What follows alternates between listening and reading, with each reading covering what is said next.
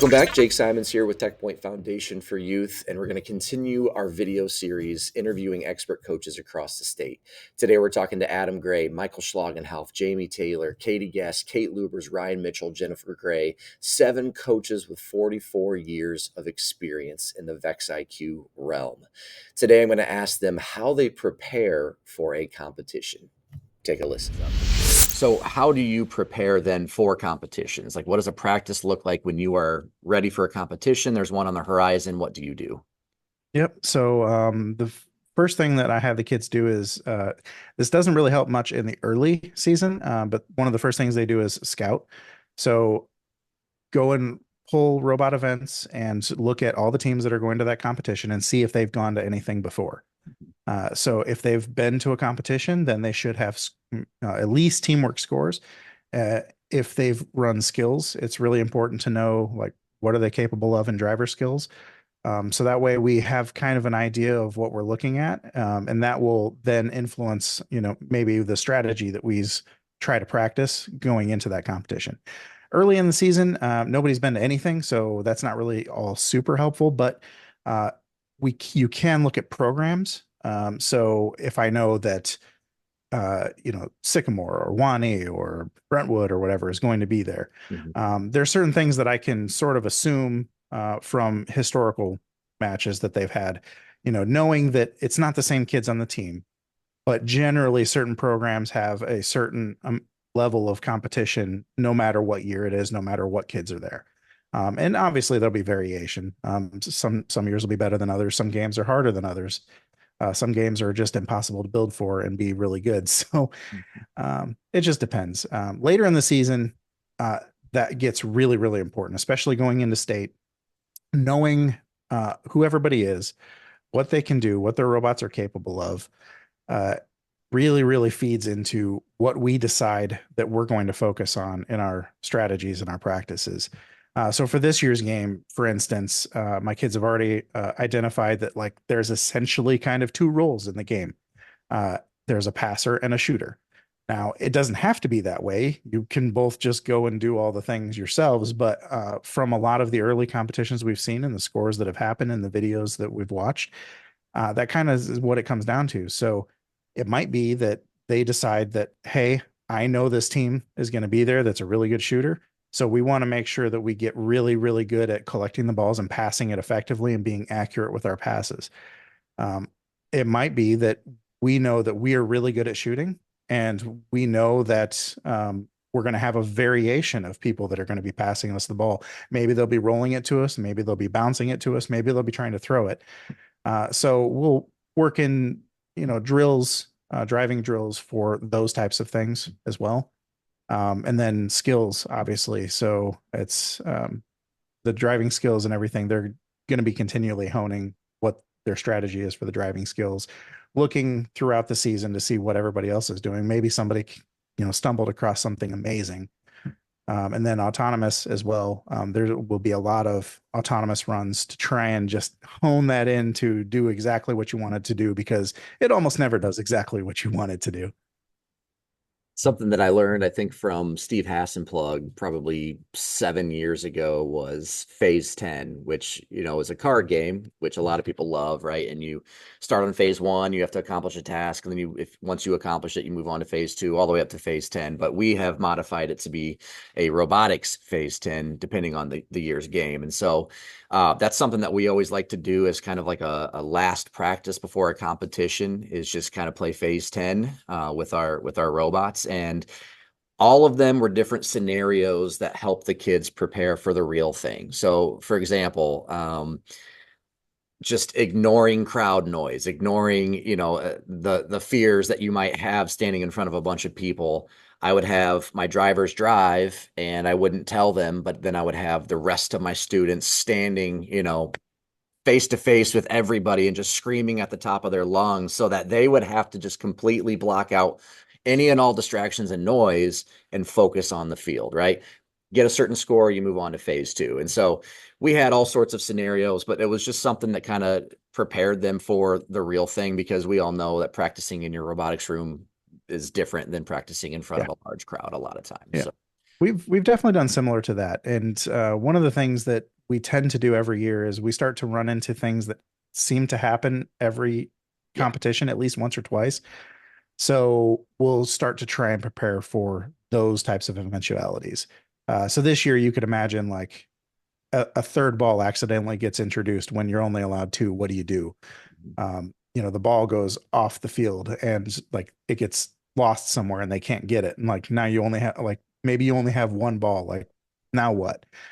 So a lot of like the random things that can happen throughout the matches. I've had cases where we've um, purposely like turned off the robot without Yep. the kids knowing, so they have to like rush over and turn it back on and everything. So lots of those types of things.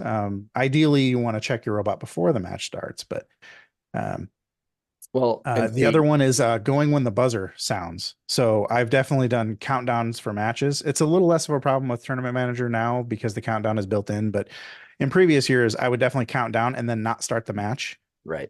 just to see if they're actually paying attention to the match actually starting. So, Well, see, and yeah. that's the beautiful thing about these interviews is, as a new coach, you never would know to do those things, right? So learn from the mistakes that our teams have made in the last 8, 7 years, and prepare your kids for that as a Yeah, usually we work with the kids, we try to help them think about schedule, hey, here's our league matches, here's the competitions we're planning on doing.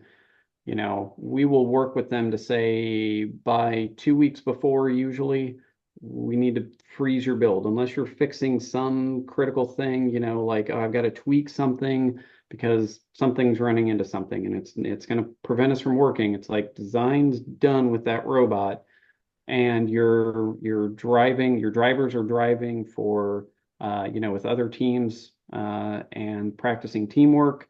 They're drilling for driver skills, and your programmers are putting their finishing touches on things, making sure they've got comments in the code. We're capturing those things in the notebook. We're making sure to have the drivers, hey, look in the notebook as we've been driving. Oh, we came up with a different strategy for skills. Put it in the notebook. Like if the programmers are programming, get in the notebook, Yep. update that. To and uh, also mock interviews. So my senior in particular has been an awesome team player and frequently comes in and does mock interviews with the teams. So especially the kids that have never done it before, they're not getting interviewed that very first time at the competition. And so it's a good chance to talk through some of the basic questions, coach kids on, hey, you were kind of dominating, or this person was quiet. Remember, draw them out, like ask them a specific question that they know and that they can answer, and practicing just getting them in that mentality of being ready for it to show up and make sure in their head they've got right what they need to do. We talk all the time in robotics about this phrase, practice makes permanent. We never use the phrase perfect because you're never perfect, right? But we say practice makes permanent. And the more we practice, whether it's interviews or driving or our programming strategies or whatever, it's going to become more permanent and locked in. And because of that, then it builds confidence in our kids to have that success at an actual competition. I want to talk really quick about practicing driving because I think that's something that gets put on the back burner a lot of times because kids go right up to a competition. And I like that you mentioned putting a freeze on the building because kids like to continue to tinker and tweak and all that stuff. And then it's boom, we have a competition tomorrow morning and our robot is now apart. You got to have that time for driving. You have to. And when we talked about that leapfrog strategy, the beautiful thing is, last year I had 2 teams of 9 kids each, which is way too many kids. But if you have enough parts, you can have enough things for kids to do. So we actually did 3 build and design teams. So 2 kids on each build and design team, which would be 6 kids. And then I had 3 kids who were documentation. One would attach themselves to each build and design team. And so 9 kids were constantly doing something. But those 3 build and design teams were literally doing the leapfrog strategy and building 3 identical robots, modifying, programming, driving, and it was crazy and chaotic, but they were amazing kids at it. But the big benefit to it, which is something that I didn't even foresee happening, but makes sense now, is at the end of the season, we ended up having 3 full robots completed per team. So that actually gave, so 2 teams, that actually gave us 6 completed robots that we were able to practice and simulate competitions, put this team with this robot and this team with this robot and this team with this robot and constantly do a mixture of matches and a variety of driving experience and a difference, bunch of differences and varieties of build designs. And so it was really just trying to simulate an actual competition of what you might see. And I think that's really, really helpful for kids to see. So in preparation for competition, the practice before, one of the things I make sure that I do every single time is we go through the inspection list. So like they can find that online, just search up rapid relay or the high school's inspection list and just go through it. Check the size. You don't want a surprise sizing issue at a competition. If you've got a team that's close, then to be prepared for it, maybe shifting a little bit and how to adjust for it at the competition. But so many times there'll be teams that are panicking because they're an inch or two too big, and now they've got to rebuild the robot in 5 minutes to make it through inspections. And just double check and like make sure the motors, make sure they have a license plate. I am guilty of having kids show up for competitions without a license plate. It happens. It's one of those little things. So trying to just read through the inspection lists with every team to make sure that they are ready to perform at the inspection. What else do we do? Make sure that the notebook is prepared, make sure all the pages are signed. Double check. It's important this year, especially the Innovate Award is a mandatory award. So make sure all your teams that have engineering notebooks have an Innovate Award form filled out and stuck in their notebooks so that they can turn it in so they're eligible for that one. And then just have them run their code, practice their skills runs, have them work with another team doing strategies. If they're bored and they're not being productive, throw a different strategy at them. Tell them, well, what do you do if this happens? Practice for that kind of thing. Just have them. A lot of driving is really key. The more driving they can do, the better prepared they will be. Yeah, I think a mistake that a lot of teams make is their time management. And so it's like, hey, we have a tournament coming up this Saturday and we still don't even have a completed robot. I would say the week, if not 2 weeks prior to your next competition, you should have your completed robot. It should be programmed, it should be driven, so that you can practice for that competition. And I think a lot of teams wait till the very last second to have their stuff ready, even till, the Friday night before a competition. And then that leaves them zero time to actually practice with that machine that they built. And so they're going to a competition with no familiarity whatsoever with that machine. And so I think just looking ahead, planning with your students, hey, we have a competition in 5 weeks. Let's make sure we chunk it out and break it down and hit some milestones or some target objectives there before our competition. So I think one of the main things is having your students confident in knowing what their robot is able to do at a competition. So talking with our teams individually about what strengths and weaknesses their robots might have so that when they go into alliances with other teams, they're able to share that information with them and then come up with a strategy together that can be successful for both of them. And we do kind of like model that between our teams because a lot of times if students are new to robotics, that's kind of a foreign concept to them to walk up to another group of students and say like, hey, I can do this really well. What can you do? And then together, let's make a plan for that. So we spend quite a bit of time discussing that and then just like strategy overall, like I said, what would be good for their robot, what would be good for the game. If time allows, because again, like you said, your robot's complete and ready to go. Sometimes that's not until like the night before a competition.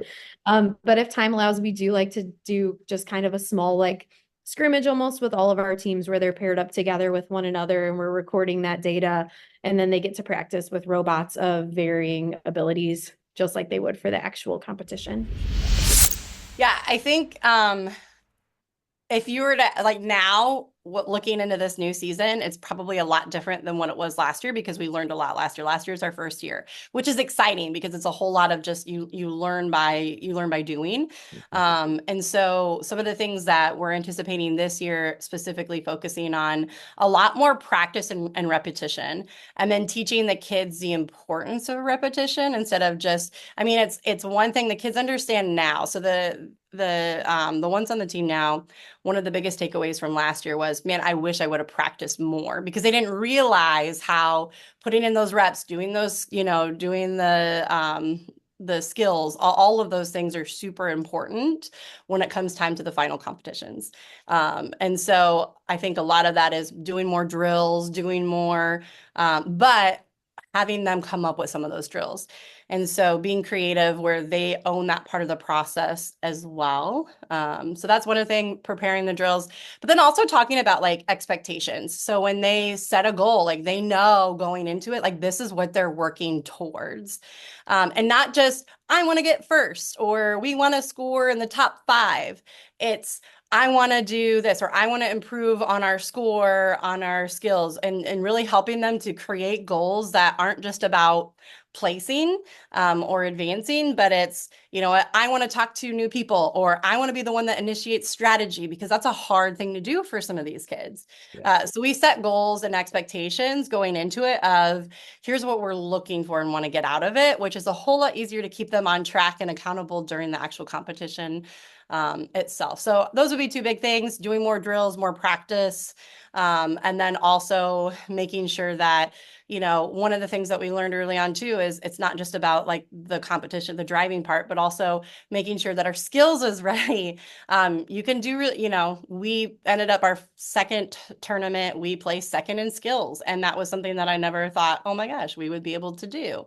And get recognized because of that. Well, and But I think you guys qualified for the state championship because of your skills, right? because of our skills, Yeah. correct. And because we ended up doing 3 tournaments, and we didn't advance for either of them, but because we were consistent with our skills, and we constantly, every competition, we got a little bit better and we got a little bit better. That's what ended up bringing us to the table for state. Yep. I've already made a video about the importance of skills, and a lot of teams just kind of forget about it, and you hit on it really well, and I appreciate Yeah. that. Just talking about the fact that it is difficult to win any tournament. Like any given tournament, there's going to be 24 to 60 teams there, and you have to Yep. be the top 2.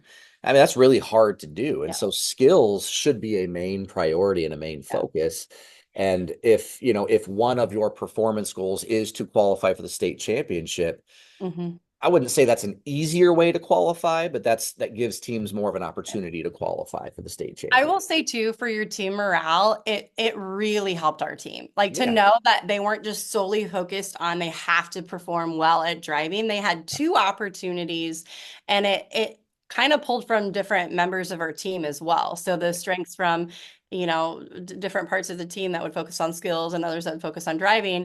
But, they do really well in their skills run and they'd be really excited about it. And maybe they do well on a match here and there, but it just, I don't know, I felt like overall that really helped our team. And then when we saw other teams that didn't do skills at all, like they didn't even attempt or try, and you look at their scores and all and whatnot, and you're like, either you don't really want to go, you're not really competing, or you just don't know. And I think a lot of what we realized, there were a lot of teams that just didn't know. They didn't realize the importance of skills and how, I don't want to say easy, but even trying, like just trying to do something and get some points on there, it was so much better than not even attempting at all. So that was something we got some really good advice before about, hey, like at least do your best. And what the kids realized then is it was all, we just had to build on it.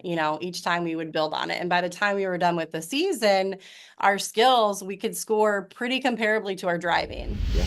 Yeah, so most of the competitions we go to don't have judged awards. So we really focus more on the teamwork aspect of it, strategy talks with other teams.